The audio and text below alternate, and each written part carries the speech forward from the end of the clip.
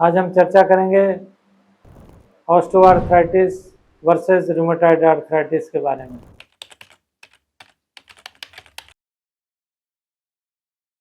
दोस्तों, मैं doctor Anil Singhal, senior orthopaedic surgeon, Orthocare hospital Bulandshahr. जब पेशेंट हमारे पास घुटनों के दर्द और सूजन लेकर आता है तो हमारे दिमाग में ये होता है कि आर्थराइटिस है। मरीज भी कहता है आर्थराइटिस है, लेकिन आर्थराइटिस ये यूजुअली ऑस्टियोआर्थराइटिस भी हो सकती है और कुछ केसेस में ये रूमेटॉइड आर्थराइटिस भी हो सकती है। कैसे इनका फ़र्क करें? रूमेटॉइड में यूजुअली पॉलीआर्थराइटिस होती है, एक से ज़्यादा जोड़ इन्वॉल्व होते हैं, हाथों के और पंजों के छोटे छोटे जोड़, इसमें दर्द और सूजन रहना, घुटने के दर्द के अलावा और सूजन के अलावा ये रूमेटॉइड में कॉमन है।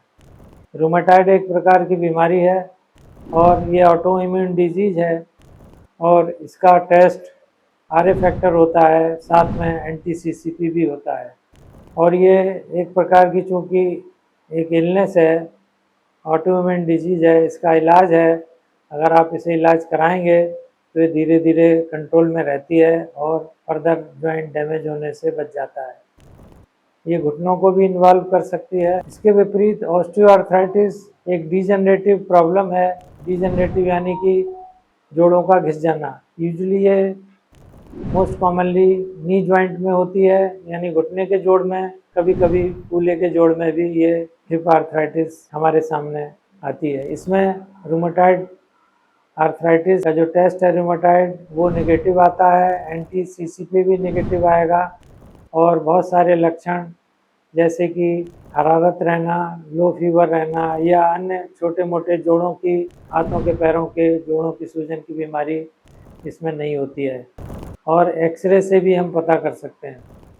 अगर घुटने का एक्सरे ऑस्टियोआर्थराइटिस का कराते हैं तो उसमें ऑस्टियोफाइट्स होते हैं, डिजेनरेटिव चेंजेस ज़्यादा पाए जाते हैं और हड्डी यूजुअली सबकॉन्ड्रल स्क्लेरोसिस यानी कि हड्डियों का घिसना आपको साफ साफ एक्सरे में दिखाई देता है। इसके विपरीत अगर गठिया के मरीज का हम एक्सरे लेंगे तो उसमें जोड़ घिसा हुआ पाया जाएगा, लेकिन उसमें ऑस्टियोफाइट्स ज़्यादा नहीं मिलेंगे आपको और ऑस्टियोपोरोसिस मिलेगी, यानी कि हड्डियों की कमजोरी मिलेगी और इवन जोड़ का कुछ हिस्सा रूमेटॉइड की वजह से उसमें लॉस भी देखा गया है।